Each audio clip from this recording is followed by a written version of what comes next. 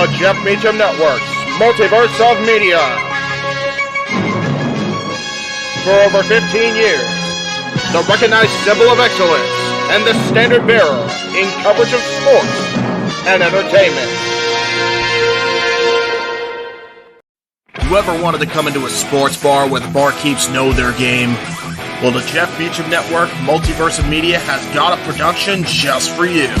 Sit down and relax as the stat boy and his partner break down the statistics in all things sports. Whether it's football, basketball, motorsports, baseball, hockey, soccer, professional wrestling, mixed martial arts, boxing, and much, much more. All are welcome. Your barkeeps here keep you up to date and in the know of everything going on in sports, while also having a pleasant conversation about it all. Your host and owner of the bar, Stat Boy Mike.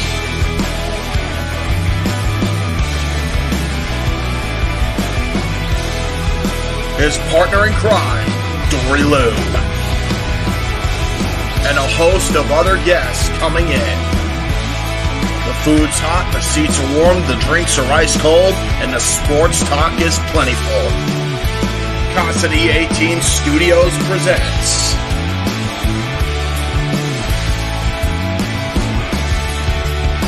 Stat Boy Sports Bar. Take a bar stool and enjoy the show.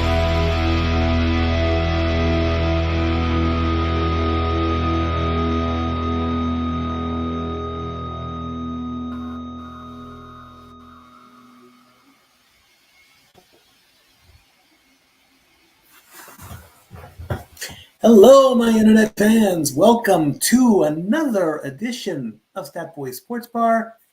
Stat Girl is with us this week. Yay! Always fellow statistician in the sports bar because that's the name of the game. Sports, stats, and numbers. And of course, super chats. Don't forget to do that. Super chat, super chat, super chat. If you want to dictate the conversation and make us stop dead in our tracks and acknowledge you, super chat. It's as simple as that. January 9th, 2024. What's on tap? We got a medium list worth of stuff, starting with golf and ending with week 18 of the NFL. Let's pull up a glass, pour that. You mean pull up a stool, we'll pour you a cold one, and here we go. Exactly. Golf is back with the Century in Kapalua, Hawaii. I believe that's on the island of Maui. There is your first winner of the 2024 season, Chris Kirk. In round one, Sahith Tagala shot a 9 under 64. That is his photo down in the bottom left. Him and pretty much 5 other players were like just battled at the top. 9 under par, 8 under par, and all that. Then we go into round two, and the current number one player in the world, Scotty Scheffler, says, well, I'm not going to just stand behind this and not start off the 2024 season like that. He matched Tagala's round. Tagala lost 5 strokes in round two, so Scheffler takes over in round two. Chris Kirk comes up in round 3 and holds on to win the Century. Of course, Hawaii was, of course, ravaged and had a horrible fires last season. Again, big thanks to Arakawa, who decided to help with the renovation efforts in Hawaii. So the next event, the 2024 PGA Tour stays. They go over to Honolulu in the Sony Open. Now, what does all this mean when it comes to golf? Well, what they do, as they did last season, is they play in tournaments and they play for points. So FedEx Cup points is the term. So as we now have proper golf power rankings, Chris Kirk, who was the player who won the Century, earned 700 points with his 29 under par. Sahith Takala took second place, 400 points at 28 under par. Jordan Spieth, third place, 350 points. Fourth place went to Byung Hun An of Korea. He's at 325. Sun Jae Im of Korea tied with Scotty Scheffler, Brian Harmon, Colin Morikawa, and JT Poston. So they all got 250 points. How am I breaking the tie? By their best round. Sung Jae Im scored a 63 in the final round. Scotty Scheffler shot a 64 in the second round. Brian Harmon had a 64 in the final round. So since Scotty did it first, he gets the higher rank. Colin Morikawa had a 65, and he did it twice in the first round and the final round. JT Poston did a 65 in his final round. Jason Day was the best player in the top 10, earning 170 points. And so he did a 65 in the first round as well. So these rankings are going to be coming up after every tournament.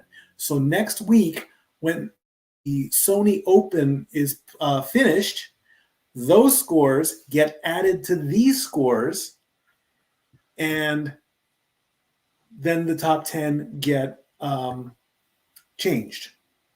Then overall, I believe it's the top 70, or maybe even it goes up to a top 125, and they start the 3-tournament structure for the PGA Tour FedEx Cups Championship.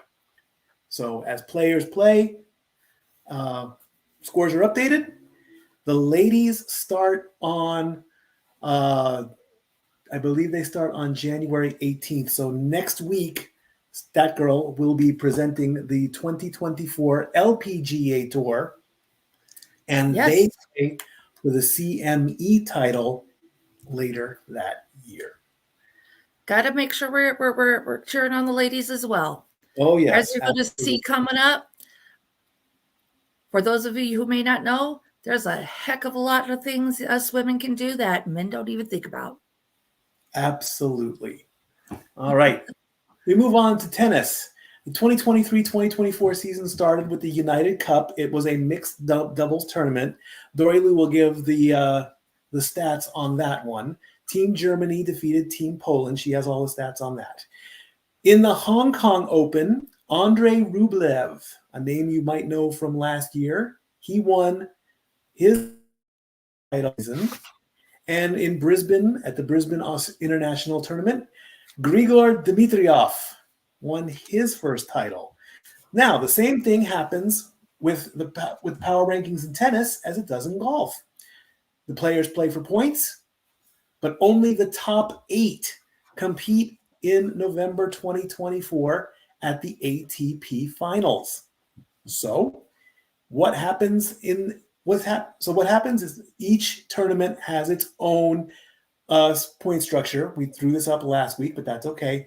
Coming up soon, there are some smaller tournaments in Australia, but the big tournament is the Australian Open. And sadly, I think the Joker, Novak Djokovic, or I believe it is the Joker. I hope I'm wrong in this, but he withdrew, so he will not be playing.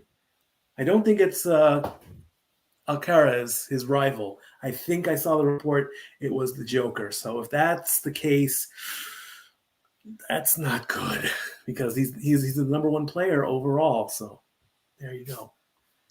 As far as the top 10 go in tennis, your number 1 player so far is Alexander Zverev of Germany. He scored 335 points in the United Cup. He has the most points this season. He is your number 1 player so far this week. Alex de Minaur of Australia is number 2. Did you not have the stats for the tournament like you said Dory was going to have? Wouldn't that be before the top 10? I was going to do that after I've finished with the men, she can talk about the women. Oh, okay. I thought you said she had for the men's tournament from what you said in the previous post. I It was a apologize. mixed tournament. Yeah, Oh. it was Yeah, it was men a and mixed women. tournament. Okay. It was men and women. Okay. My botch then. My bad. No Carry worries. Alex de Minaur of Australia is your number 2 player at 265 points. He performed in the United Cup, got as far as the quarterfinals. Then the winner of the Brisbane International, Grigor Dimitrov of Bulgaria at 250 points.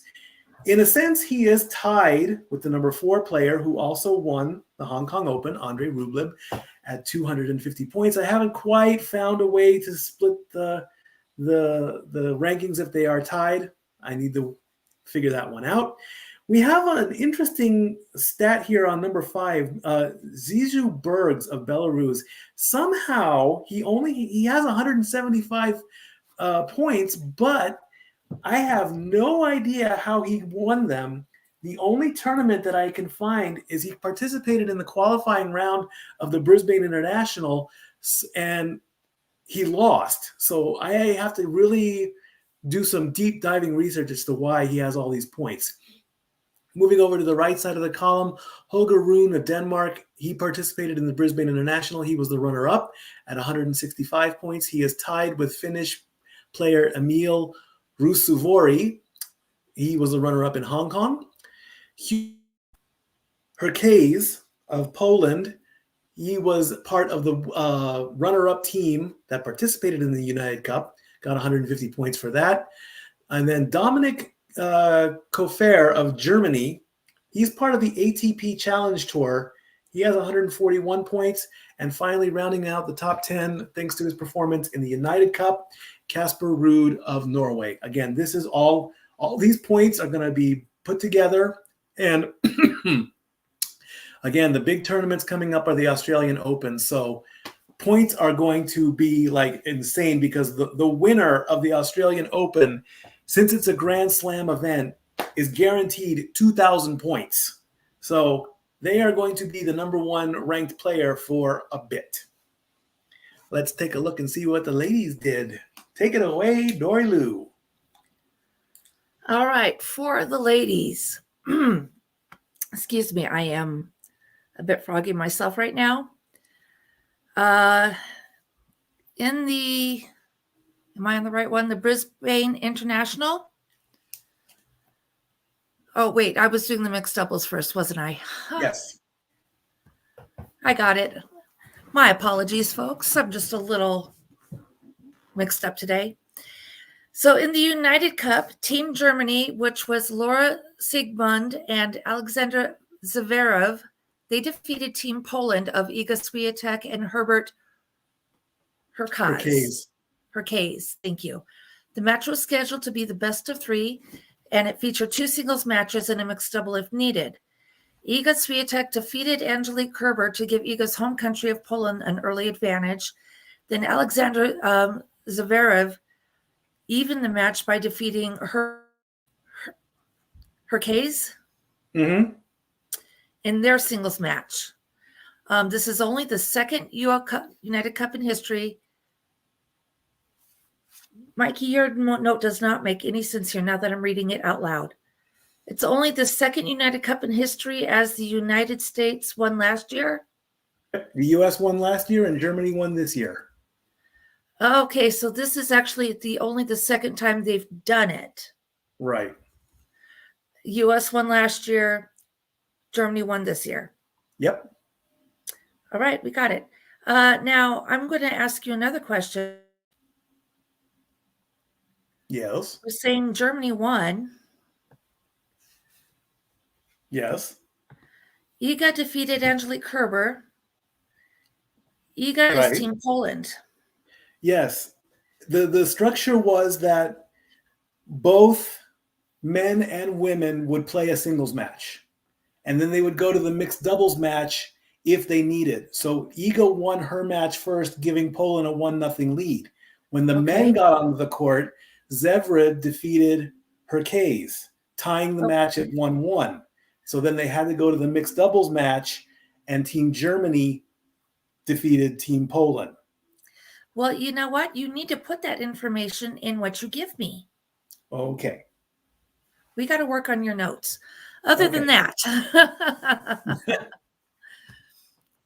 Oh, so, okay. Yeah, I'm still teaching him, folks. Be patient with us, please. Mm-hmm. In the Brisbane International, Elena Rybakina captured her 6th career title and first of the season by defeating Aryna Sabalenka.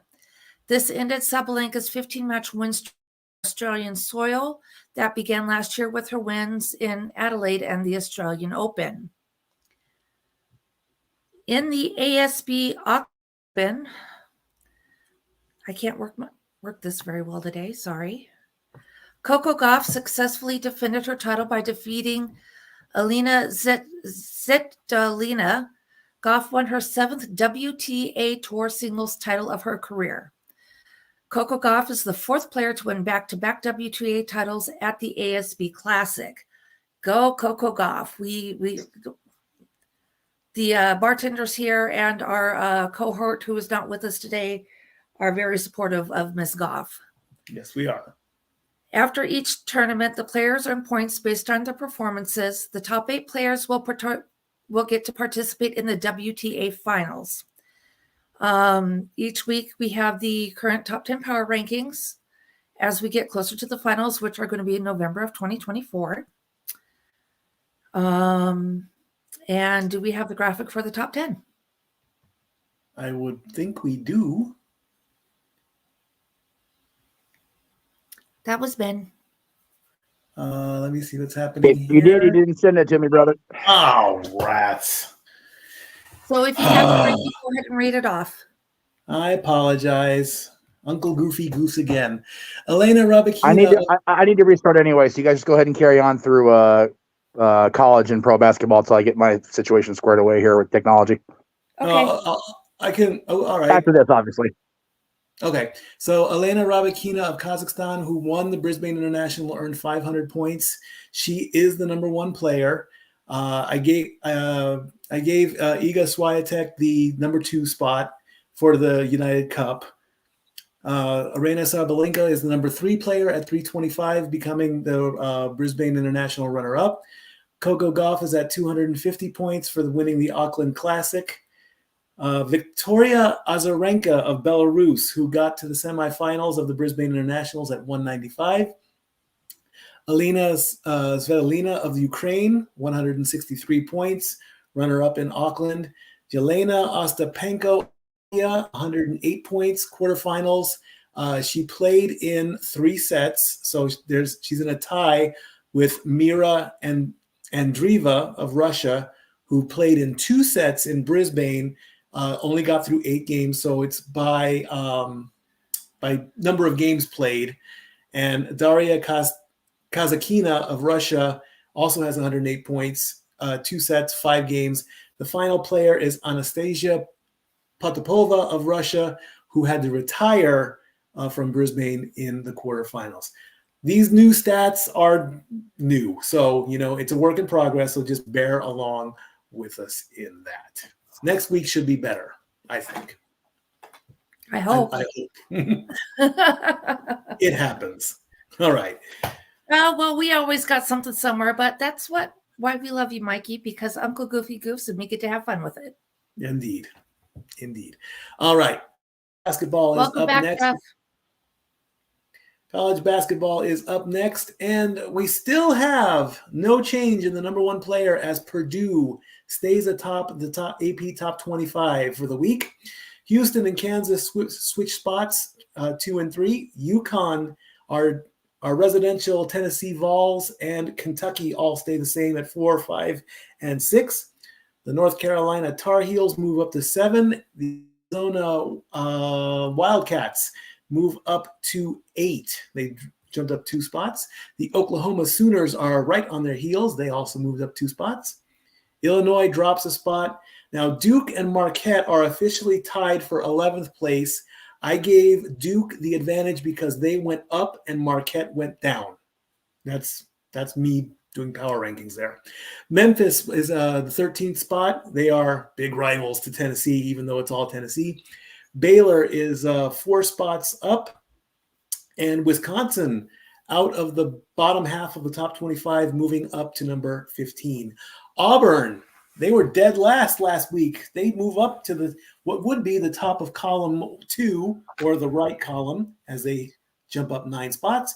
Colorado State is down 4. BYU is down 6. San Diego State stays put. Utah State stays put. Clemson drops 4. Creighton stays the same. Gonzaga moves up a spot. Florida Atlantic drops 7, and Texas drops down 5 spots. Dory Lou, if you'd like to take the women, go right ahead. All right. So for the women, the first 2 have not changed at all. You got South Carolina and then UCLA. You did not just say that. Yes, I did. Number 3, Iowa. Oh, for fuck's sake, Mikey!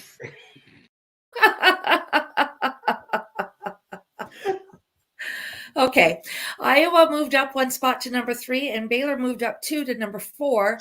Colorado stays at number 5. North Carolina State dropped 3 spots. How do we feel about that? I'll think about it. LSU, Stanford, USC Trojans. Fight on. And Texas all stayed in the same 7th through 10th place. Virginia Tech dropped 2. Kansas State dropped 1. UConn dropped 1. Indiana had no change. I can't see that part. Okay. Louisville, did they have a change? +2. +2. Okay. Gonzaga went up 2. Ohio State improved by 3 positions, while Notre Dame dropped 2 positions. Come on, Fighting Irish. Utah dropped 4. No change for North Carolina. Florida State went up 1. Creighton dropped 1. Marquette dropped 4. West Virginia didn't have any change, and there at the bottom of the barrel is the University of Las Vegas. And they are brand new to the top 25. Remember, this all leads up to March Madness, which is about 8 weeks away. With that horrible, nasty bracketology 101, you fill out your bracket, one team screws up, and you rip your bracket into a million pieces. Sounds about right. Sounds about, yeah, absolutely. Who the fuck wrote this bullshit? Thank you, Stone Cold. All right. Moving right along to NBA news. Okay. Boston remains the number 1 team for the past month, 28-8. And the defending champions are right on their heels at 26-12. 2 spots up. Dory's Minnesota Timberwolves only dropped 1 spot, but they are in the top 3 at 25-10. Oh! There you go. My Greek Freak and the Milwaukee Bucks are at 25-12. They dropped a spot. The Oklahoma City Thunder stays put at 2 weeks at 24-11. Philadelphia 76ers round out column 1 at 23-12. The Clippers stay atop column 2 at 23-13. The Dallas Mavericks are in a tie with the New Orleans at 22-15. It goes to points per game. Dallas has a 3.2 difference, 119-115. Dallas moved up 4. New Orleans moved up 1. The Sacramento Kings dropped 2 spots at 21-14.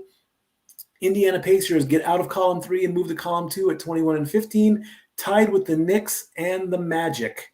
All comes down to points on that one. 127, 115.8, 113.9, 113.3 for the Cavaliers, and 112.7 for the Miami Heat. Heat dropped 4. Phoenix down to 19-18. They had the roller coaster drop at 6. Houston moves up 1 spot. The Lakers at the bottom of column 3. Not too good on that one.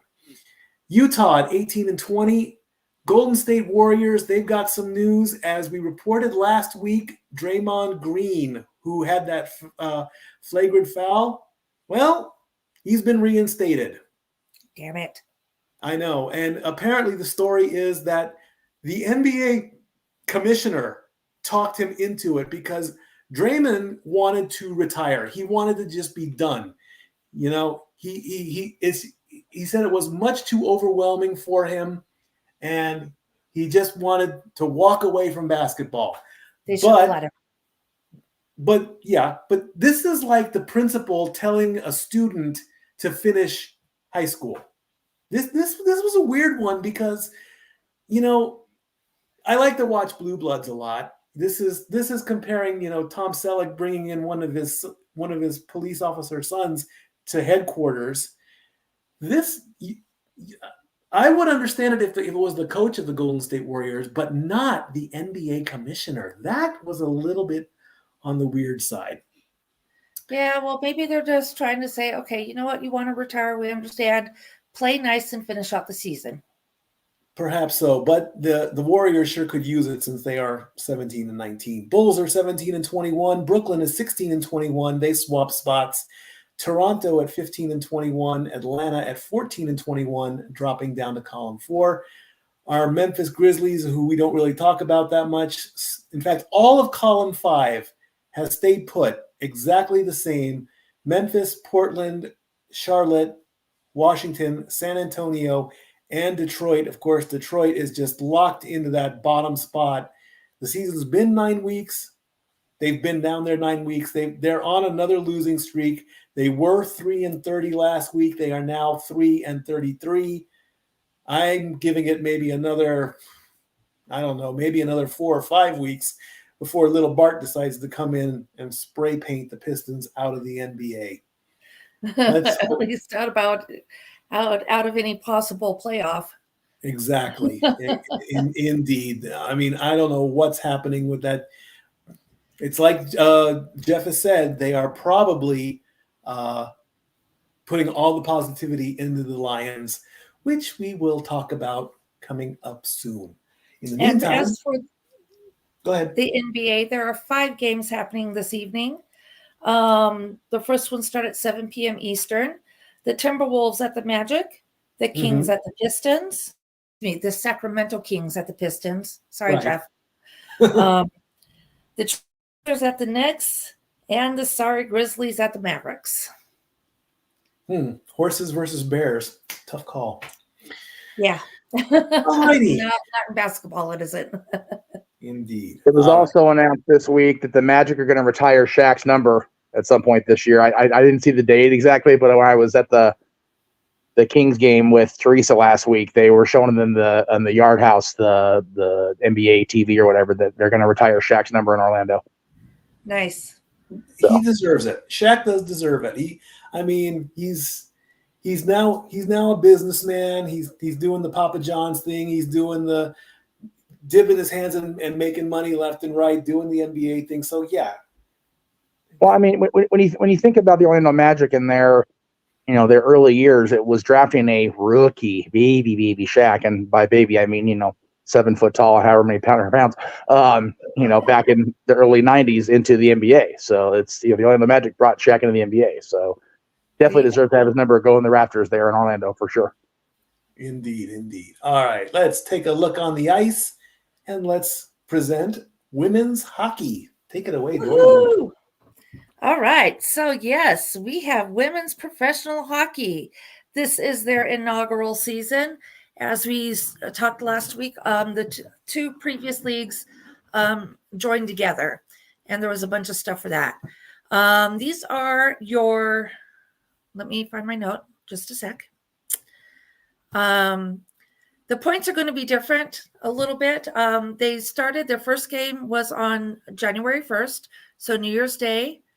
Started off our very first hockey game, and it was New York at Toronto, and New York won that one 4-0. Mm-hmm. Now the teams don't have nicknames. We don't have the New York Giants or the New York Jets in a feminine version yet, or female. However they're going to get those mascots out there. But it's 8 teams. 6 teams. 72 games. Right. And we'll see what happens from there, because they're only using a few arenas. Mm-hmm. So your home team may not actually be in their home arena. Right. So right now, what we're looking at is the difference in the league scoring between the women and the NHL is that instead of 2 points for a win in regulation, the ladies are getting 3 points. 2 points are earned if the win happens in overtime or a shootout. And the losing team in overtime or in a shootout, they actually get to earn a point. If the team loses in regulation, though, it's a big old goose egg. Currently, Minnesota leads the league with 6 points. Minnesota, at this point, because the next games are going to be tomorrow night. So Minnesota is ahead 2-6 with the 6 points. New York is 1-1 with 3 points. They've gotten 6 goals. That is our tiebreaker because Toronto has the same record, 1-1 with 3 points, but they've only managed 3 goals thus far. Montreal is 1-1 with 2 points. Ottawa is 0-1 with 1 point, while Boston is 0-1 with 0 points at this point so far. Does the PWHL have any TV coverage? Yes, I believe they have coverage coming up. They have it on TSN, the sports network. The sports network. And the next games, like I said, are going to be on Wednesday night. We have 2 games Wednesday. Starting 7 o'clock Eastern in Montreal at New York.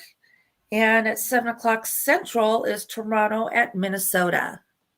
Of course, a lot of I do believe they also do replays. Not sure if it's in entirety on YouTube on their official PWHL YouTube channel, and they put out recently. This was kind of fun. They took players from each team and they did a challenge with smelling salts. Basically, they had to answer a question or voluntarily smell a smelling salt. I have never smelled a smelling salt, but I do know that they will wake you up and they stink real bad. Why do you think they used them? To get your adrenaline going, I guess. I mean, I always thought that they were because cartoons would use them. You know, whenever the cartoon gets knocked out, they'd open the bottle of smelling salts. The guy would jump up and get all adrenaline rush, and then it would come down real quick. So I would not want to be in the vicinity of one, but hey, if it gets views, why not? I'll make a fool out of myself. Sounds good to me. I have a few other notes. And this one is just, and especially with it being the inaugural season, I just think some of this is told. So, the record crowd for the PWHL happened recently of 8,318, and that was a sold-out arena at TD Place in Ottawa. Mm-hmm. Okay, that has been surpassed. Oh, the record at the XL Energy Center, Minnesota, is 13,316. Wow. I don't think we had that many when we went to the Predators Wild Predator game. And in that game, and yes, because it's Minnesota, I'm going there. Mm-hmm. Grace Zumwinkle got the first hat trick already. Already they're scoring hat tricks. And Maddie Rooney got the first shutout. That's right. It was them when they were against Montreal. I'm still waiting for the first fight. When you go to a fight and a hockey game breaks out. But as we reported last week, fighting is not part of the PWHL protocol because and they're a little bit stricter than the NHL. If you fight in a PWHL game, it's not just a 5 for fighting; it's 5 plus a game misconduct penalty. Yep. So the ladies got a little bit tougher road here. Indeed. When it comes to some of these hockey norms. There we go. Indeed, they do. All righty, let's take a look and see what's going on in the big NHL with 32 teams. Yep. We have a brand new. This is probably the 4th time this happened in maybe the last 4 weeks. The Winnipeg Jets are your new number one team by one bitty point. 56 points. They surged up to the top of column one, knocking down the Canucks and the Avalanche and the Bruins.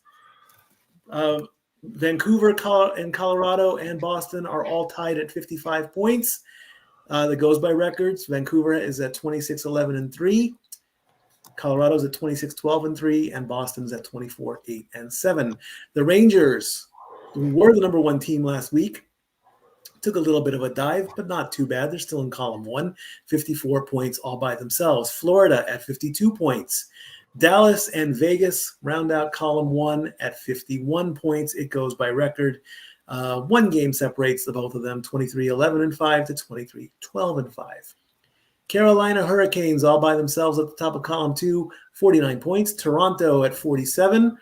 LA tied with the Flyers and the Islanders at 46 points. LA has the best record, 20-10-6.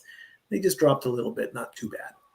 Smashville, Nashville at 45 points all by themselves, followed by the New Jersey Devils, who are tied with the Penguins, the Detroit Red Wings, and the Washington Capitals. Tampa Bay all by themselves at 43 points, taking a bit of a drop down to column three. Edmonton tied with St. Louis and Seattle all at 41 points. Arizona takes a big drop, 40 points at -6. The two rival teams with C's, Calgary and Montreal, tied at 39. Calgary stayed put. Montreal moved up. Dory's Minnesota Wild at 38 points, dropped only 2 spots there in column four. And the remaining 6 teams, Buffalo, Columbus, Ottawa, Anaheim, Chicago, and San Jose, no movement there. Columbus has been there the longest at 5 weeks. News from Chicago, rookie sensation Connor Bedard got hit real bad in a game a couple days ago. He is now on the IR with a fractured jaw. This is not good news for the Blackhawks. They've been trying. They're putting everything on the youngster, and now, it happened. It was a clean hit. Unfortunately, there was a redemption fight afterwards. Of course, Chicago came to the youngster's defense, but we don't have anything new after that. Hello there, Zach. Welcome to the show. Yeah, Hello. are you having as much fun out there as we are up here? It's horrible. Well, I'm rather glad that it's my day off, because Gatlinburg was flooded. Parking would have been at a premium for anybody who was brave enough to be out there. There's flooding. There's trees everywhere. Oh Lord, it's ridiculous. Just stay safe. Stay safe. We are glad you are safe. Just yes. Hunker down and let nature take its course. Anything. One other thing. Jack Hughes for the New Jersey Devils. Uh-oh. He had he fell awkwardly on a rush late in the third period on Friday against the Blackhawks. And he's got an upper body injury, and they were thinking he was going to be out for months. He's only going to be out for 4 weeks, is what they're saying. He will be out for a few weeks. Because,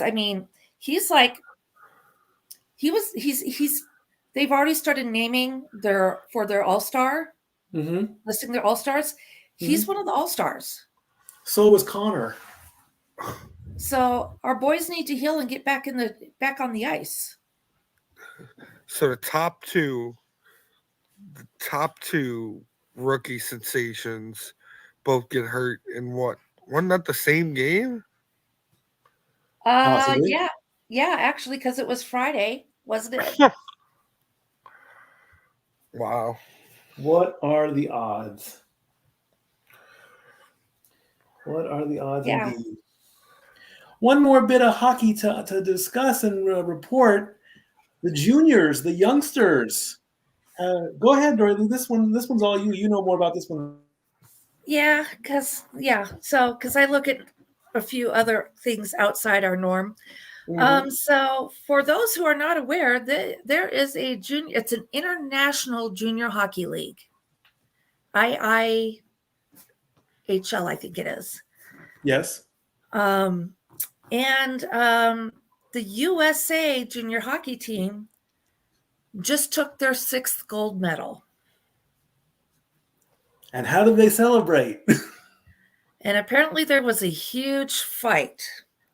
But I'm not sure when the fight actually happened, but they actually celebrated fight by very loudly and proudly singing the national anthem. That's patriotic. So there you go. They have won the gold medal. Their first win of the gold medal, and I don't know when this league started, so I didn't look up that far. But the USA Junior Hockey League has won gold in 04, 10, 13, 17, and the last one was 3 years ago in 21. Go kids, go junior hockey players. Well done. Indeed it is. And producer Jeff says, speaking of hockey, let's take a look at the trailer. And we've played this trailer many times, and it gets better every time we show it. Yes. When we come back, college football. We close the book on college football. Stay tuned.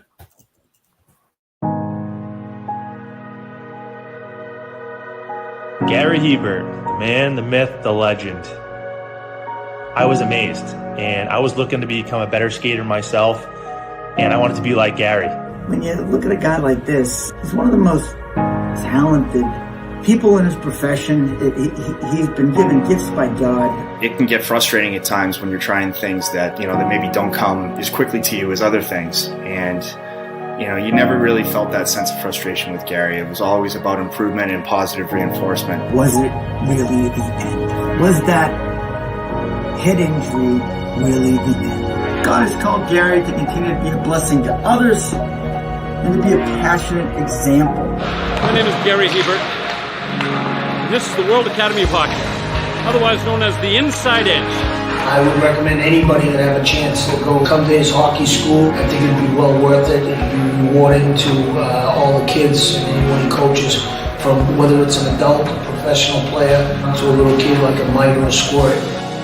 Gary, from day one, has been instrumental to my hockey career. I started out as a potential Division III player, and Gary brought me single-handedly through high school and into a top Division I prospect. I owe it all to Gary, the biggest legend on and off ice there's ever been. Listen, watch, learn, be confident, and have faith. Those are the answers I was brought to. Yet, I only now am really learning how truly important those 5 things are. Through preparation, through appropriate thoughtfulness and thinking, we can learn to untie the typical knots between our ears that drive us into underachievement and underperformance. And lo and behold, we can learn, I think, to fulfill our God-given potential. Gary has the innate ability to make people not only better players, but better people. The life lessons they learn from Gary are incredible. You can always remember leaving that rink knowing as a player I got better, or I had something to improve on to get better. And I think that's what you excelled on as a coach, is giving us the knowledge to know what we needed to do to get better. There's coaches who know the game, but can you communicate and create passion in your kids and in your players? And Gary's able to do that. Gary's got great knowledge and the great hands, but more importantly, his ability to connect with people and care for them. His communication skills, to me, really stand out and separate him, and that's why he's one of the best, in the world.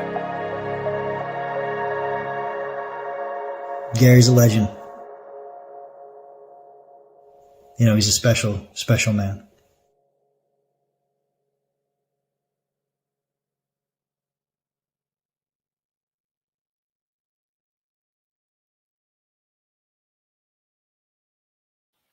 Very special indeed.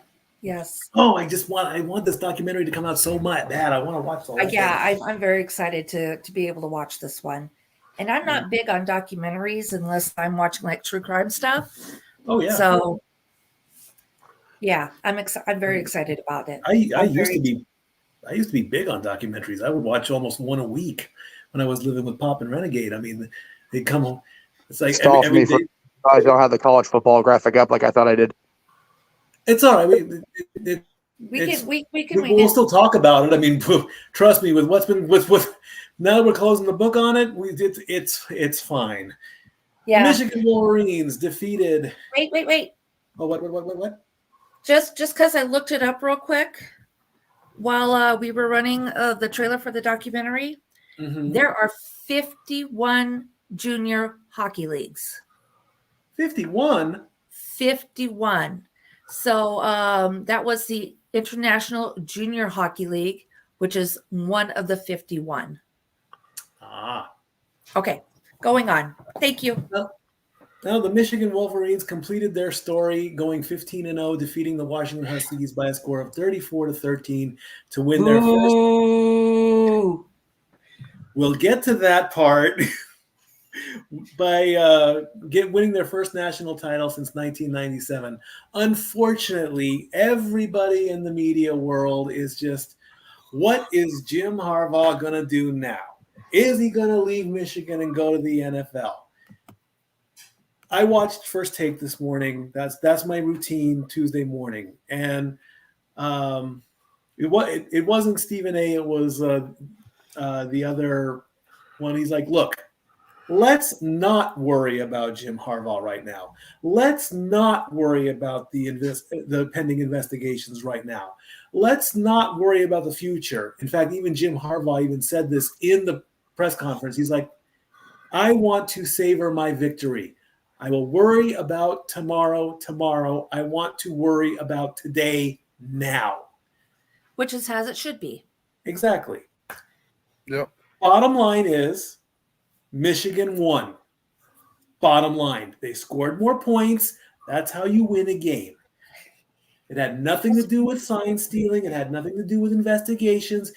All it had to do was with the quarterbacks who might have Michael Penix Jr. for Washington going 27-51 for 255 yards, 1 touchdown, 2 interceptions, and J.J. McCarthy of Michigan going 10 of 18 for 140 yards, along with rushings and all that. That is why Michigan won this game, play calling and everything else. But still, the majority of the people in the football world were like, what's going to happen next? What's going to happen next? Stop it. Let them have their win, regardless of how if you feel bad about it, fine. You feel bad about it. Okay. I'm guilty of that. I did not want Michigan to win this matchup. I did not want them to win the national championship. Guess what? They did. I'm over it. I'm not going to be one of those, I didn't care as much of it because I was doing other things. But still, they are the 2023-2024 national champions. They have a title to defend, which will be much more different next year because more teams will be involved. Yep. Zach, if you want to go ahead and say something on this. This game was over in the first quarter. The first quarter? The game was over in the first quarter. Michigan came out and ran for 200 yards in the first quarter. Yeah, I saw that. They finished the game with 303 yards rushing. If you can put the ball on the ground for 303 yards, you're going to 9 times out of 10 win a championship.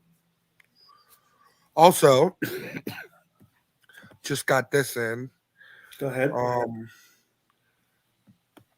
The championship game averaged 25.1 million viewers. Wow. Which is the highest number they've done in 4 years and the third largest all time. Wow. Probably because they wanted to see Harbaugh fail. Yep. That'd be my guess. So disappointed. Besides, I'm a Huskies fan first. I mean, I've still got my 1991 championship sweatshirt. There you go. Right there. Producer Jeff is saying it. However you feel about it, let these young men enjoy being nationals. Yes, Stop. because Stop with, despite what was going on behind the scenes, they played their game the way they're supposed to. exactly. We'll worry about the pro football talk more than likely in the off season if those news reports come in. You know. Yep. It's that simple, folks. And now, unfortunately, for the season, the book is closed. That's it. We won't have any more college football till fall 2024. That's just the way it is. The stories are going to continue because of what's going to happen with coaches left and right, who's going where, who's Oh producing. my goodness, yes. This pro football season, all the injuries, it's just been unbelievable. And all the, let's see, this coach got fired, this coach got fired, it's wide open for what's going to happen after this season for Poor even quarterback. So with that, and just let's go speaking into of the pro pro football, all right. So we start off. Go ahead. We start off the season with the Steelers.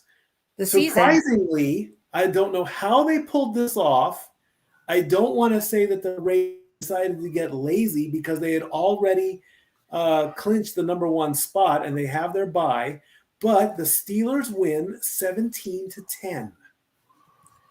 All right. Well, on Saturday in Baltimore, Pittsburgh had Mason Rudolph at QB. He completed 18 of 20 passes for 152 yards with a touchdown. Running back Najee Harris caught 5 out of 5 passes for 21 yards. He rushed 26 times, 112 yards, and one of those rushes resulted in a touchdown. Wide receiver Deontay Johnson caught 4 out of 5 passes for 89 yards, and one of those also resulted in a touchdown. Over for the Ravens, Tyler Huntley completed 15 of 28 passes for 146 yards with a touchdown. He also rushed 8 times for a total of 40 yards. Running back Gus Edwards, he rushed 10 times for 48. And wide receiver Nelson Aguilar caught 5 of 5 passes for 39 yards. And there's where your drop is. Your guys just were not getting the yardage. The Steelers' defense were a little bit more on top of it. And the Steelers were then trying to pay attention to what happened with the Jacksonville game, which is coming up in just a little bit. All right. I'm sorry. Read Emmanuel's comment. He says, my NFL script said, oh, crap, we don't have that familiar team names to draw viewers, so we basically got what made sense. I love it. I love it. Our next game. The Texans beat the Colts 23-19. This matchup ended up eliminating the Colts. Pat McAfee not too happy. Texans take and get possession of the AFC South. For Houston, C.J. Stroud completed 20 of 26 passes for 264 yards and 2 touchdowns. He rushed 3 times for a total of 20 yards. Running back Devin Singletary caught 1 pass for 2 yards, and he rushed 24 times. Only 63 yards on those 24 times, but one of them was a touchdown. And wide receiver Nico Collins caught all 9 passes that he was targeted for 195 yards with a touchdown. Over for the Colts, Gardner Minshew completed 13 of 24 passes. There we go. 141 yards. He rushed once for 9. Running back Jonathan Taylor caught 2 passes for 8 yards. He rushed 30 times, 188 yards. One of those rushes resulted in a touchdown. And your top wide receiver was Josh Downs. He caught 3 of 3 for 48 yards. Sorry, Pat McAfee. Just didn't happen this season. Yeah, indeed. This next game. What's the next game? Is this the one? Because okay, yeah.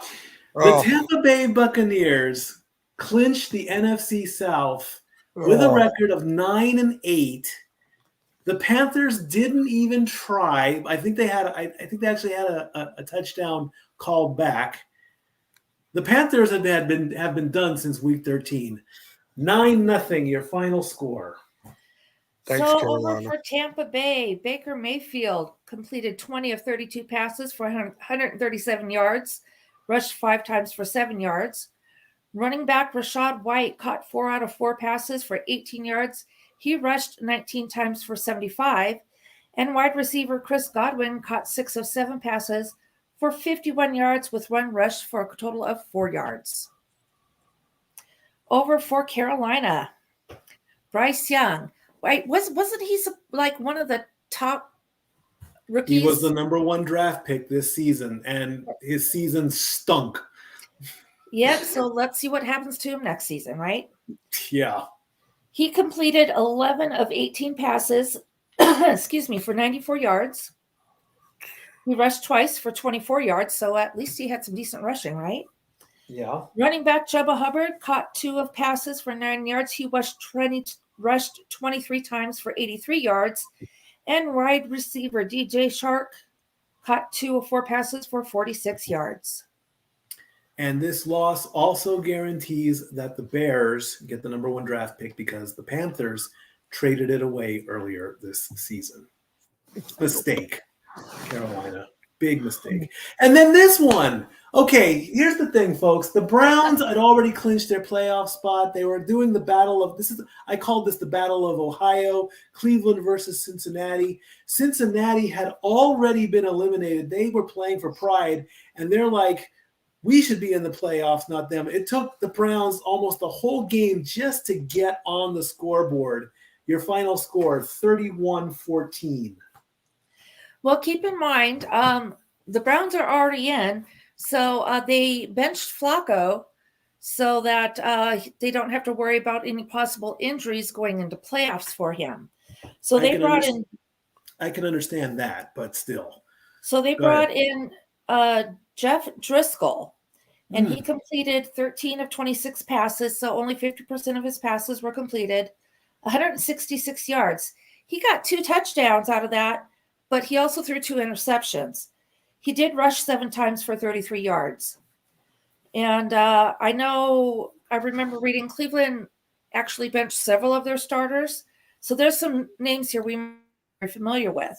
Right. Running back Pierre Strong rushed 14 times for 65 yards. Apparently there was a pass.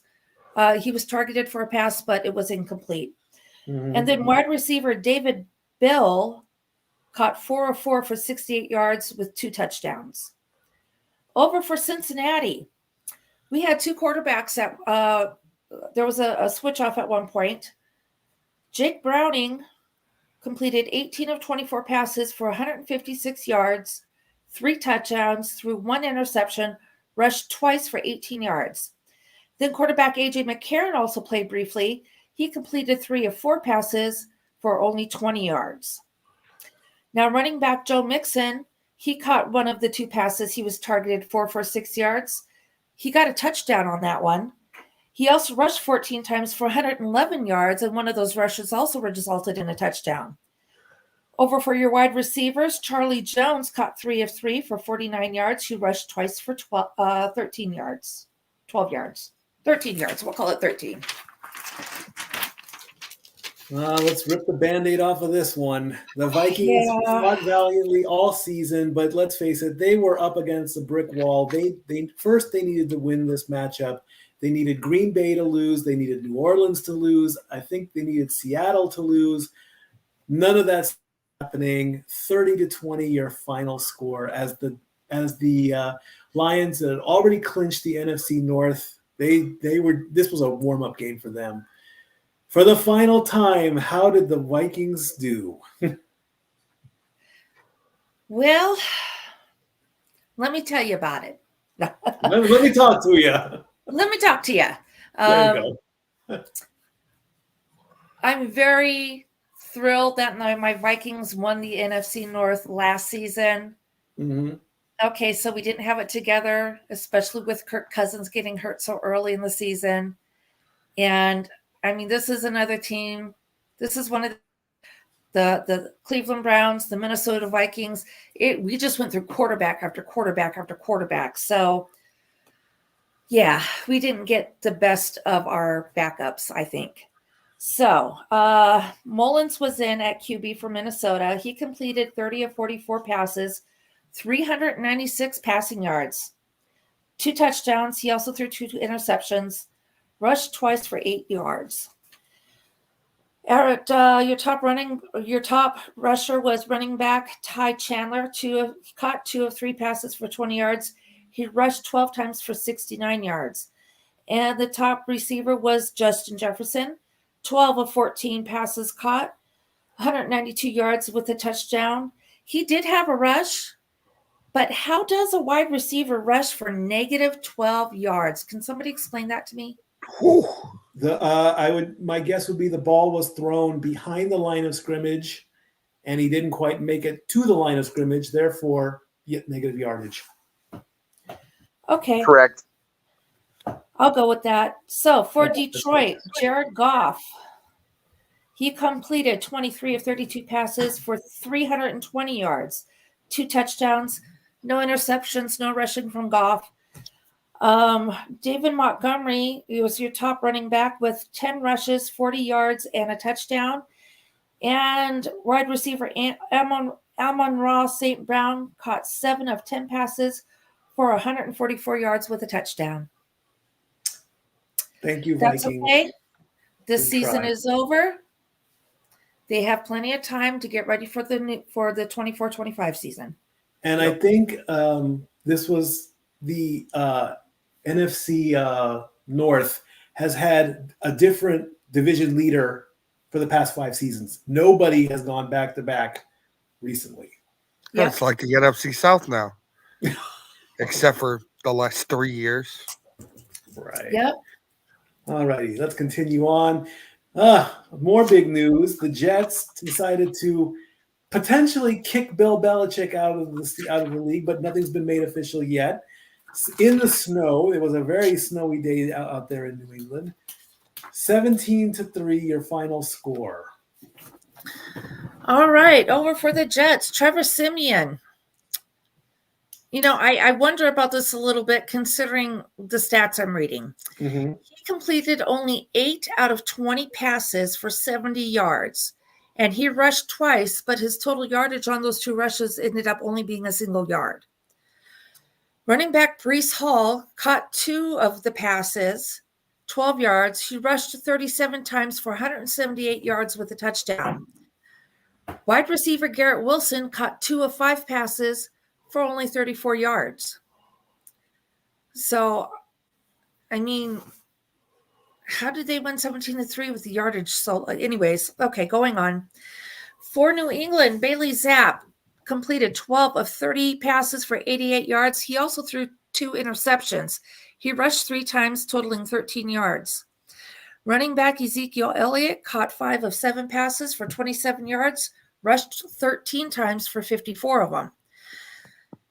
Wide receiver Jalen Reagor, I hope I said that right. He hit 6 times, only caught 1 of those passes. That was for 33 yards. He did rush once for 17 yards, but that one completion of 33 yards put him as the top receiver for the game. Or for New England, at least. Right. All right. All righty. This game helped with the Vikings being eliminated as the Saints take out the Falcons 48-17. Unfortunately, due to another, I believe it was the Green Bay game, which was coming up in the schedule. Sadly, the Saints do not make the playoffs this year. Go ahead, Sorry, Luke. Zach. We got to talk about this. Okay. All right. First, your stats.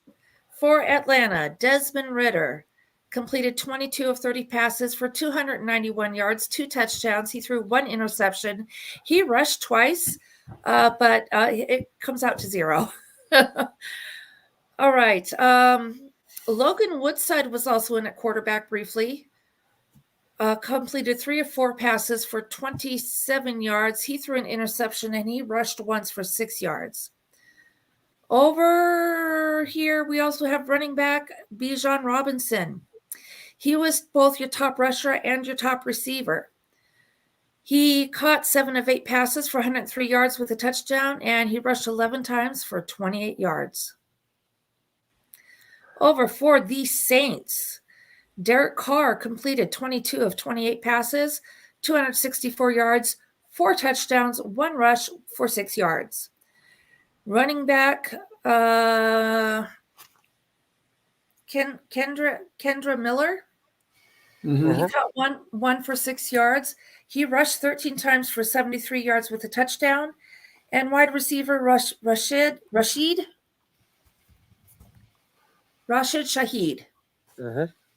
3 of 4 passes, caught 65 yards, 1 touchdown. Zach, the floor is yours. Go ahead, Zach. 2 things. And fair warning to everybody watching at home, I apologize now for what I'm about to say. Disclaimer. Okay. 1, thank you for saving our best game of the season until the end when it really didn't matter. Really appreciate that, guys. Good job. And Dennis Allen, the next time you apologize to our rival, I'm going to kick your ass myself. I get it. No, it was wrong. Don't get me wrong. It was wrong. I get that. We don't apologize to our rivals. That's like Jeff apologizing to Bill Belichick. We don't do it. Wow. That's it. I'm done. Okay, that's it. Oh, Lord. Yes, Is it bad that I feel bad for Belichick even just a little bit at this point? No. Okay. Yeah, like it's just sad at this point. Like if they'd have gone out on top, like I'd be more mad about it. I just feel like sad and lonely for the poor old fuck. Anyway, as Triple H once told Shawn Michaels when they tried to put Jonathan Coachman through a wall, he's like, we've gone as far as we can go with Bill Belichick. We can't go any further. That's right. If you know, you know. I'm not going to repeat the rest of that line for that, but I mean, we can't beat a dead horse anymore. We can't. True. So instead of going off on Belichick, right, going off on the Harbaugh boys. Oh, for sure. Because here's the deal. At this point, he's going to end up, in all likelihood, he's going to end up being the coach of the Chargers, which is like, okay, you're coaching for the squatting team in SoFi Stadium. Goody for you, Billy boy. We're happy for you. But Harbaugh, if Harbaugh goes to the pros with his brother, I'm gonna have to be restrained from going up north of San Francisco and whooping all kinds of ass my damn self. So just for the record, because not even Brock Purdy can make me cheer for those bastards if both Harbaughs are there. Good Lord Almighty. Anyway, carry on. I don't think that'd be a good idea to send him to LA. I say send him to the worst team of the season. Put him in Carolina and try and get a winning season out of them next season. It's not about sending him someplace. It's about what team offers him the money that he wants, dude. That's true too. Well, we know this is the commissioner. The commissioner Goodall going, okay, Bill. You've got to give your usefulness to America and to the league coaching New England because clearly you can't turn this shit around. Let's put you here. It's like, no, that's not how. Not how that's supposed to work. Let me say that. As soon as Bill Belichick gets off the Patriots, he's going to go to some other team like within a day. Right. Hello, nephew. Every team wants Bill Belichick, and I guarantee you it is going to be a top 10 team. And if it is a top 10 team that gets Bill Belichick, if he plays somewhere else, every single person that is watching and on the stream owes me $10. Okay, well, I can't co-sign the $10 part, but at 408 music gift card. No. I'm not going to owe you any money. We're just going to either acknowledge you were correct or we're going to throw it back in your face at this time next season. Okay. Come on, nephew. You know the Uncle Handbook says I have to help you out once in a while, so I would gladly give you $10 regardless. I'm Emmanuel's. It doesn't matter. You're still my nephew. It doesn't matter. No matter both what, you're always my Emmanuel nephew. Go ahead, both Dorley. Emmanuel and Tim, they both, and I have, as a Viking fan, I have jokingly apologized to a Packer fan for them losing, Exactly. but it was jokingly. Yes. And that's something I do at work. I mess with everybody who's wearing sports gear. Guilty. No matter how good, bad, or ugly my team may be doing, I say something, but it's also interaction and we're having fun. Right. Like I've said many times over the years, usually it's the sweater, it's the jersey, it's the uniform of the team. Like, I don't care who's playing for the Edmonton Oilers. I don't care how long removed they are from being the 4-time Stanley Cup champions in the 1980s. I will always hate that freaking team, no matter if my favorite player in the history of the league ends up there. Belichick's a different animal. The Harbaughs are a different animal. I don't care what headset they put on. Fuck them until they retire. I don't have to say fuck them on the air no more. Exactly. Okay. Good way to Moving right along. win this game. Hi, Continuing JJ. on. Welcome. Just for that, Mike, we're going to send Jim Harbaugh to Tennessee and let him coach the Oh, Titans. God, no. Dude, you get the hell out of my sports bar for that bullshit. Can we not wish that kind of death on Mikey and Dory Lou, please? It's bad enough the Vikings and whatever team Mikey's rooting for this week is tanking as it is. We had a beautiful talk a couple days ago where it was suggested, or no, we had a beautiful talk last week that Dory and I go to Nissan Stadium and watch a Titans game. If the Harbaugh boys show up in Tennessee, I'm nixing that in the bud right now. Forget that. You're in the penalty box there. God, We'll go back to Nashville and we'll go watch hockey. Exactly. Let's move on. How the hell were we here anyway? Shame on you. How the hell were we? All right. So the last okay, there we go. covered was Atlanta and the Saints. Well, let's talk about let's talk about the Titans who knocked off the Jacksonville Jaguars 28-20, even though the Titans had already been beaten up. And Pittsburgh fans, you're welcome. Thank you. You owe us all a big thank you, because if we didn't beat Jacksonville, you would not be in the playoffs right now. 28-20 your final score. Go ahead, Dory Lou. For Jacksonville, Trevor Lawrence completed 29 of 48 passes for 280 yards with 2 touchdowns. He threw 2 receptions, rushed 3 times for a total of 10 yards. Running back Travis Etienne caught 5 of 6 passes for 30 yards, rushed 16 times for 57. And wide receiver Calvin Ridley caught 6 of 10 for 106 yards with a touchdown. Over for the Tennessee Titans. They're the adopted team. Don't hate. Thank you. Yeah. Okay. Ryan Tannehill. Oh, boy. 17 of 26 passes, 168 yards, 2 touchdowns, 1 interception. Rushed 3 times, -3 yards. Okay. Running back, Derrick Henry. Rushed 19 times, 153 yards for a touchdown. And wide receiver DeAndre Hopkins caught 7 of 10 for 46 yards and 1 touchdown. That game is over. Moving on. Okay. Again, you're welcome. All right. The Seahawks barely squeak out a victory. Unfortunately, it is not enough for them to get into the playoffs, as the Cardinals, who got booted out in Week 15, 21-20, your final score. Yeah, that was 1 point. Wow. And this is not the only game that was a 1-pointer with this score. But let's start off with Seattle. Geno Smith completed 16 of 28 passes for 189 yards, 2 touchdowns, rushed 3 times for 28 yards. Running back Kenneth Walker, he caught a pass for 3 yards. He rushed 17 times for 78 yards. And wide receiver Tyler Lockett caught only 2 out of the 4 passes he was targeted for, 71 yards, but one of those 2 completions resulted in a touchdown. Over for Arizona, Kyler Murray completed 22 of 30 for 262 yards with a touchdown. He rushed 5 times for 33 yards. Nice rushing, Kyler. Running back James Conner caught 4 of 4 passes for 54 yards, with rushed 27 times for 150. One of those rushes got him a touchdown. And wide receiver Michael Wilson caught all 6 of the passes he was targeted for a total of 95 yards. All righty. The Bears lose to their rivals, the Packers. This game gets the Packers into the playoffs. Go, Pack, go. 17-9, your final score. Do I need to tell you to bite your tongue right now? Yes. Go, Pack, go, please. All right.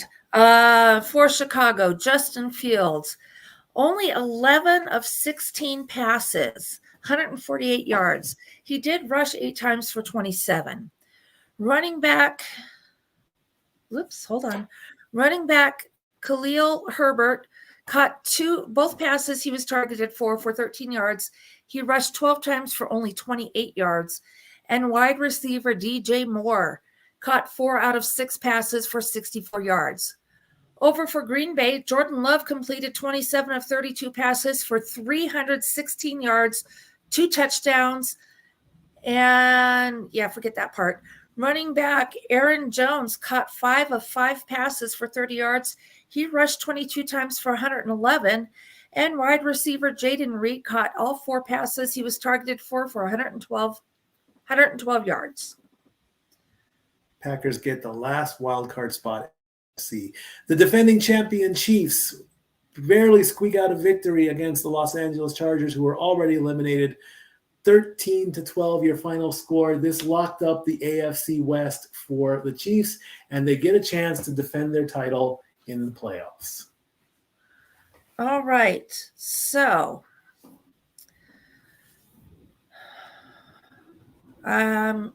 so for Kansas City, Blaine Gabbert was at quarterback, completed 15 of 20 passes, 154 yards, 1 interception. He rushed 5 times for 46 yards. Again, we've got some names that right, because it was they letting their starters rest. Right. Running back LaMichael Perrine, 3 of 4 passes for 33 yards, rushed 21 times for 76 yards, and wide receiver Nicole Hardman caught 6 of 11 passes for 77 yards. For the Chargers, Easton Stick completed 28 of 47 passes for 258 yards. He rushed 13 times for 77 yards. He was the top rusher for the Chargers that game. Your top receiver was tight end Donald Parham. He caught 5 of 6 passes for 83 yards. There was a stat I was trying to find, but we're good with that. You can go on to the next game. All righty. Both of these teams were already eliminated. The Raiders did get to end their season with a win over the Broncos. Both teams finished 8-9. Raiders win 27-14. All right, and I found what I was looking for, so we'll come back to it in a minute. Oh, okay. Well, it's just an interesting stat for after we go over everything. Okay. Or I thought it was it.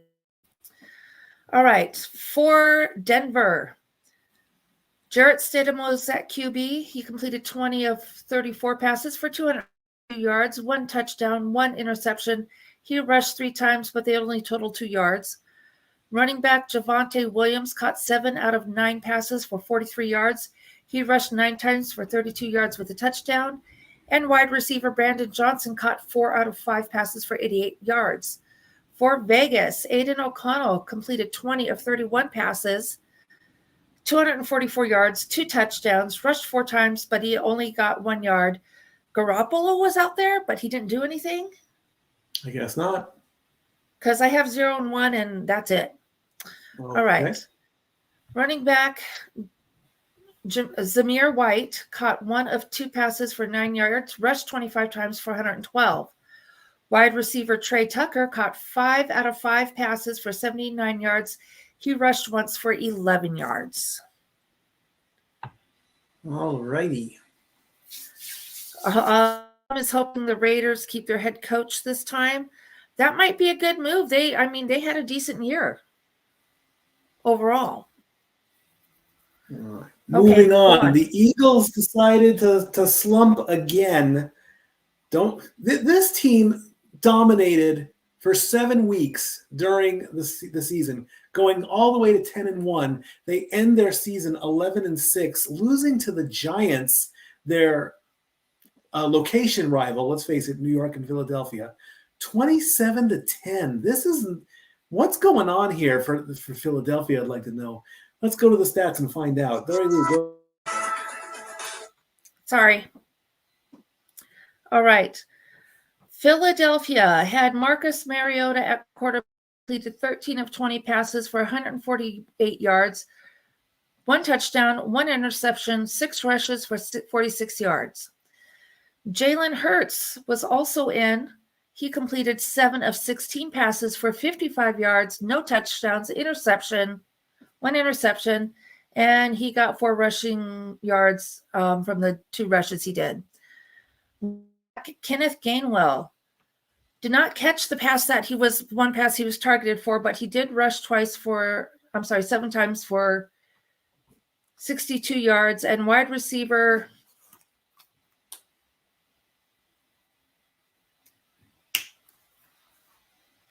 is it Q White? K White? Mm-hmm. Yep. Caught 8 of 11 passes for 93 yards with a touchdown.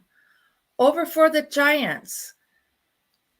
Let's start with Tyrod Taylor, quarterback Tyrod Taylor, 28 of 32 passes for 297 yards, 1 touchdown, 1 interception. He rushed 8 times for 38 yards. Tommy DeVito was in briefly, completed 2 passes. So he's 100% there, only 14 yards. No touchdowns, interceptions, or rushing from him. Your top rusher was running back Saquon Barkley. He caught both passes he was targeted for 51 yards. He rushed 18 times for 46 yards with 2 touchdowns. And wide receiver Wan'Dale Robinson caught 5 of 6 passes for 85 yards. Eagles better pick it up in the playoffs. All right. Crosstown rivals, LA, San Francisco. Rams get into the playoffs at 10-7, defeating the San Francisco 49ers, who are the number 1 seed in the NFC. Rams get the wild card, 21-20. Carson Wentz completed 17 of 24 passes, 163 yards, 2 touchdowns, 1 interception. He rushed 17 times for 56 yards with a touchdown. He was the top rusher on top of what he did for quarterback. Your top receiver was tight end Brian Hopkins. He caught 2 of 3 passes for 47 yards. That yardage made him the top contender there. Sam Darnold, over for the 49ers, completed 16 of 26 passes, 189 yards with a touchdown. He rushed 7 times for 19 yards. 1 of those resulted in a touchdown. Running back Elijah Mitchell caught both passes for 15 yards, rushed 14 times for 52 yards with a touchdown. And wide receiver Chris Conley caught 3 of 6 passes for 69 yards. And yeah, how are they crosstown rivals when LA is Southern California and Frisco is Northern California? I meant to say cross state instead of cross town. Okay, we'll let it slide this time. Thank you. Oh, for fuck's sake, Mikey! That's 2. Oh, okay. The Cowboys at the Commanders. Go for it, Mikey. Brother Jeff is happy that the Cowboys clinched the NFC East. And when Dory gives the stats, I'm very certain that Dak Prescott made good on his declaration early in the season that he would have less than 10 interceptions. My count is at 9. So he did very good. What? I don't know about very good. He got kept under one, so it's pretty doggone close. Came close. Yeah, too close. 38-10 your final score. NFC title or NFC East title for the Cowboys. Much deserved. Hit them, Dory Lou. Dak Prescott completed 31 of 36 passes. Woohoo! Yeah. 279 yards, 4 touchdowns. That number 9 interception, no rushing. Cooper Rush also came in at DQ for a moment. DQ. Wow, QB. I think I'm getting tired. 3 of 4 passes completed for 30 yards. No touchdowns, interceptions, or rushing for Cooper. Running back Tony Pollard caught 2 of 2 passes for 16 yards, rushed 17 times for 70 yards with a touchdown. And at wide receiver, CeeDee Lamb caught every pass he was targeted for, 13 of 13, 98 yards, 2 touchdowns, and he rushed once for 7 yards. I'm going back to he completed 31 of 36. Wow. Okay. For the Commander, Sam Howell completed 16 of 27 passes for 100 yards, 1 touchdown. He threw 2 interceptions. Wide receiver, Diami Brown had a forward pass for 4 yards. So I threw that in there. Running back Brian Robinson caught 3 of 3 for 10 yards with a touchdown and rushed 9 times for 25 yards, while wide receiver Terry McLaurin caught 6 of 8 passes for 56 yards. And the final game to end the 2023-2024 regular season in a bit of a duel. They were going back and forth until almost the very end, and this game was for the AFC East title. The winner would get the title. The loser would go into the wild card. So the Bills win 21-14, get the division title, sending the Miami Dolphins to the wild card spot as both teams finish with 11-6. How did they end up? Let's hear it from Dory Lou. All right. Again, your quarterback is also your top rusher for the team for this game. Josh Allen completed 30 of 38 passes, 359 yards, 2 touchdowns, 2 interceptions. He rushed 15 times for 67 yards. Wide receiver Khalil Shakir caught 6 of 6 passes for 105 yards. Over for Miami, Tua Tagovailoa completed 17 of 27 passes for 173 yards, 1 touchdown, 2 interceptions, rushed once for 7 yards. Running back Devon caught 1 pass for 5 yards, rushed 10 times for 56 yards with a touchdown. And wide receiver Tyreek Hill caught 7 of 13 passes for 82 yards and a touchdown. And all right. And that completes the regular season for now. We now switch into playoff modes. So now we want to go. Yes. Just another interesting stat. Emmanuel put one up there about fun stat. Buffalo versus Philly. Buffalo was 6-6. Philly was 10-1. Now Philly is 11-6, and Buffalo is also 11-6. That's a lot of 6s. That's scary. That's a lot of.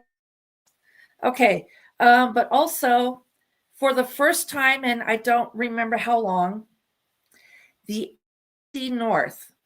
So for those of you who don't know, that is your Baltimore Ravens, Cleveland Browns, Pittsburgh Steelers, and Cincinnati Bengals. They all finished above 0.5. All above 500. Congratulations. Yep, they all completed above 500. The lowest one was the Bengals at 0.529, but hey, it's above 500. It's above 500. It's at 9-8. All right. Do we want to do power rankings or do we want to do playoff? What's next? I don't remember the order here. All right. These are the final rankings of the regular season. All the teams in column 1 are your division leaders or division winners, actually. With the Ravens and the 49ers being the number one team in the conferences, they get the byes. So they are just going to just sit back this week in wild card weekend and find out what happens. The Cowboys at 12-5 and the NFC East are your number 3 team, scoring the most points, 509 points, and moving up 5 spots. So your top 3 teams, Ravens, 49ers, Cowboys. Lions coming in at number 4 at 461 points. Bills at 11-6 at 452. KC at 11-6, 371. Houston by themselves at 10-7 with the AFC South. And Tampa Bay, the lowest division leader and winner at 9-8. The next 6 teams are your wild cards. Miami, Philadelphia, Cleveland, Los Angeles, Pittsburgh, and Green Bay. They all have to play this weekend.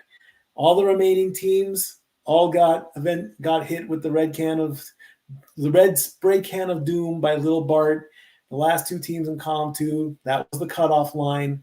For the rankings and for the playoffs, the best team was the New Orleans Saints. And here is the playoff grid for 2024. So as you can see, the Ravens will play the lowest ranking team from the players on the left side. So the number 2 team in the that is the AFC are the Buffalo Bills. They will be playing against the Steelers, 2 versus 7. So if the Steelers win that matchup, they have to go up against the Ravens. The Dolphins will take on the defending champion Kansas City Chiefs, 3 versus 6. And Cleveland will be taking on Houston, 4 versus 5. So it's 1 versus the lowest ranking team. Then the remaining 2 play each other in that bracket. Over on the NFC side, the San Francisco 49ers are your number 1 team. They are going to play the lowest ranking team between the Packers and the Cowboys. That's your 2 versus 7 matchup. The Rams and the Lions are your 3 versus 6, with the Lions being the number 3 team. And your 4 versus 5 is Tampa Bay versus Eagles. So if Green Bay wins, it'll be San Francisco versus Green Bay. If LA wins and the Cowboys win, and so on and so forth. Then it's 1 versus 4 or 1 versus low, 2 versus 3. Then we go into the final 4. And finally, the division champions all come together into the conference champion. And then finally, on February 11th, on CBS, Super Bowl 53. All right. And those who are going to be home or in a place where they can watch these wild card games, Saturday, you have Cleveland at Houston and then Miami at Kansas City. And then Sunday, it's Pittsburgh at Buffalo, Green Bay at Dallas, the Rams at Detroit, and on Monday will be Philadelphia at Tampa Bay. That is your wild card weekend. Can I just say really quick, and I know we're trying to get going here because I don't want to keep us too much longer. I'm trying not to derail the show anymore, but all that bullshit, all the first half of the season, and the Cowboys end up winning the division because Philadelphia just can't keep it together the last part of the season. How about them boys? Well, all right. Go Cowboys. Now, is that the Pick'em we'll do the Pick'em contest next. Week 18, going into it, Dory Lou had a 2-pick lead. Daniel only wins by 1, 13-12, giving Dory Lou her 3rd consecutive regular season victory at 71 correct picks out of 272 for about 62% correct. We are heading to Cherokee, and the next season I'm taking her to the sports book, and at 62%, I like those odds. I am the champion again. Okay. Indeed. Zach got 10 out of 16. JJ, Emmanuel, and Nathan at 9. JP at 7. And Pop only got 4. Final scores, Dory Lou at 171. Daniel and JP tied for second place at 170. Emmanuel at 164. Nathan at 154. Zach at 152, Renegade at 148, and Pop at 138. So the regular season is over. We push to the playoffs, and that'll be done. And great minds think alike, and great minds think for themselves. As Daniel says, Super Bowl 53 will be Detroit versus Baltimore on the stat board 9,000, which I can put on social media. I have the exact same thing, and I'm going to say it right now at 7:34 p.m. Eastern Standard Time. Lions. Years you guys have waited to get to the playoffs. Finish the story. Get your title. I'm giving Cleveland a win into the next round. I'm setting up a rematch between Dallas and Detroit. There is a staff out there, Dallas and Detroit. If that happens, it will be their fourth playoff matchup ever, and Detroit has a very small 2-1 lead in that series. And hopefully the referee situation between Detroit and Dallas gets squared away because it's the playoffs. And we'll leave it all at that. Well, they said that one particular referee team would not be doing any postseason games. Indeed. You make one bad call, you're out for the playoffs. Anyway, so thank you everybody who did participate. It just ends the regular season. We still have to get through the playoffs, and that'll be handled privately through the chats. The players remaining, I believe, get matched up, and we go and we eliminate each round until we get down to the Super Bowl, and there'll be 2 left. So again, thank you everybody. That also ends everything we've got on tap. So let's bring in the producer Jeff for some shills. And then yes, all the shills. That's what we do. We're not talk show hosts. We are salesmen, by God.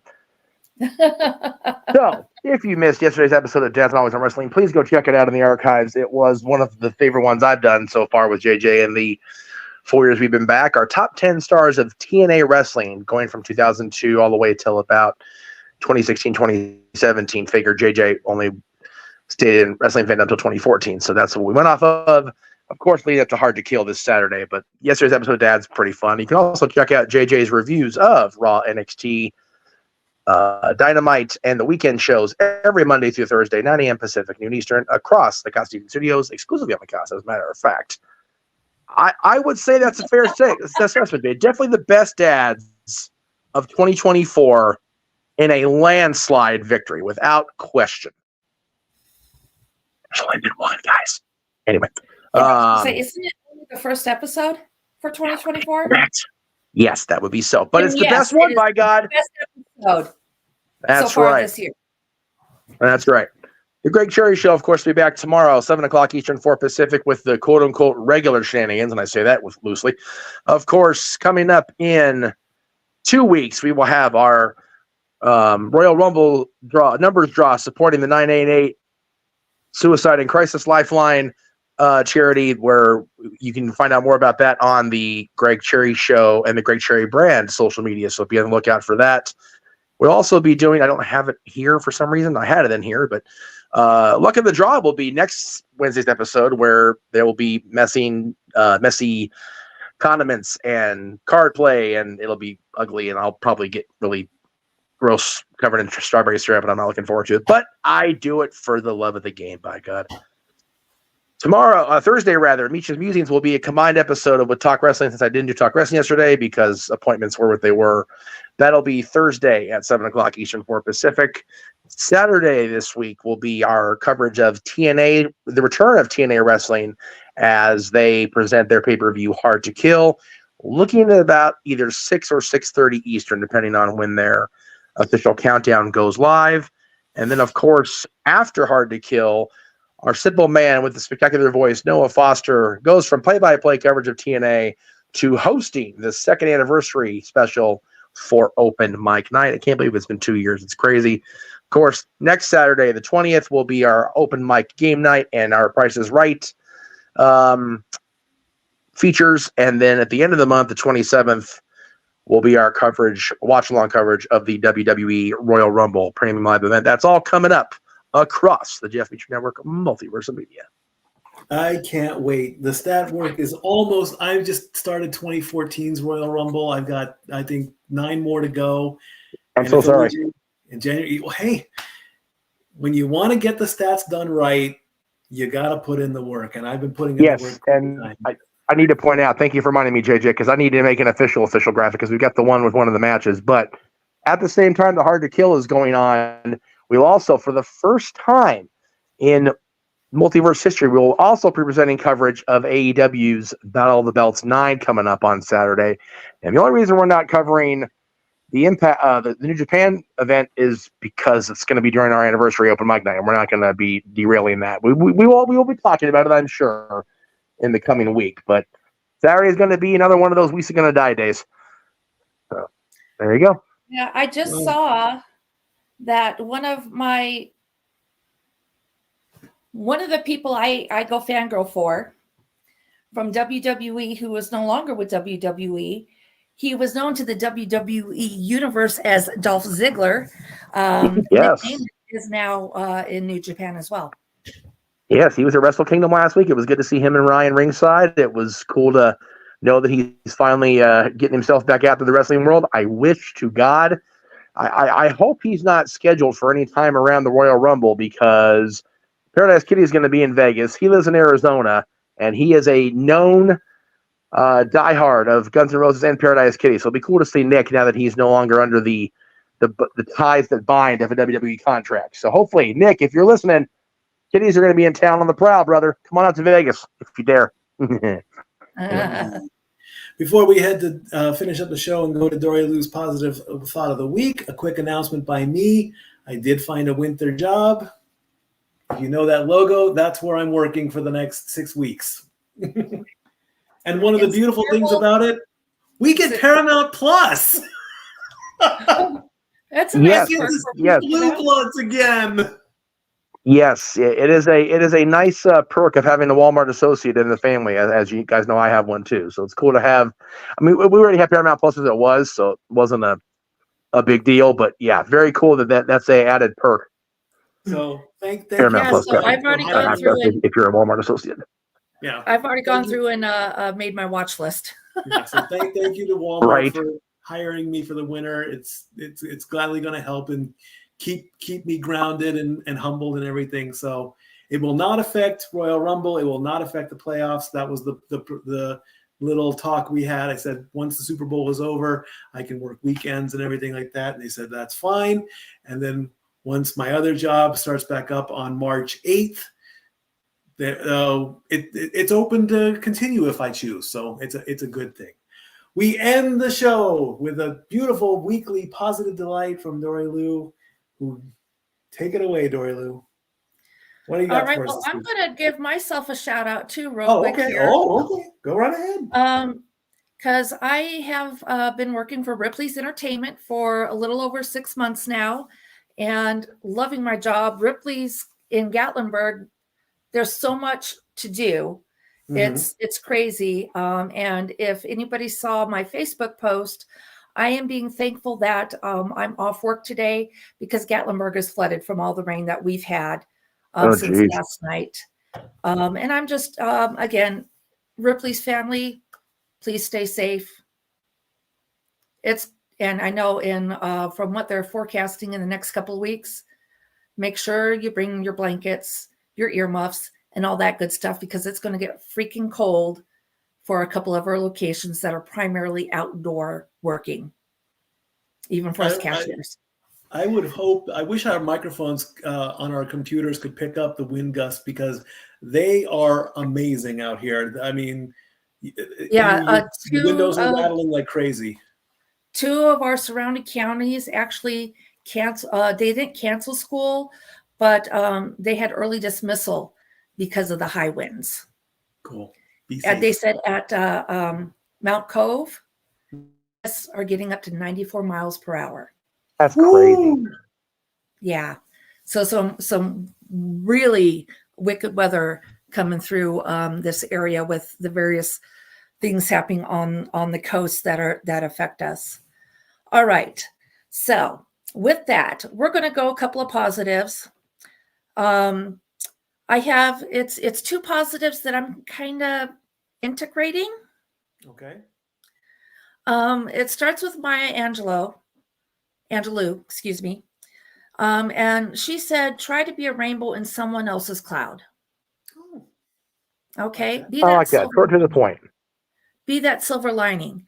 And I'm going to mix that with a little bit of Mavis Staples, where she said her purpose, and I try to do this myself, is lift someone's spirit and motivate them. Indeed. I like that. And I try to lift spirits and motivate people just by trying to maintain a smile on my face, even when I don't want to smile, and keeping that positive attitude. And I try to tell everybody, especially when I'm at work, have a good day, enjoy your visit. Welcome to Gatlinburg, or whatever it might be. Just keep those smiles going. Share a smile. You never know. That sometimes all it takes is a friendly face to lift somebody's day. Be that rainbow, lift that spirit, and keep it going.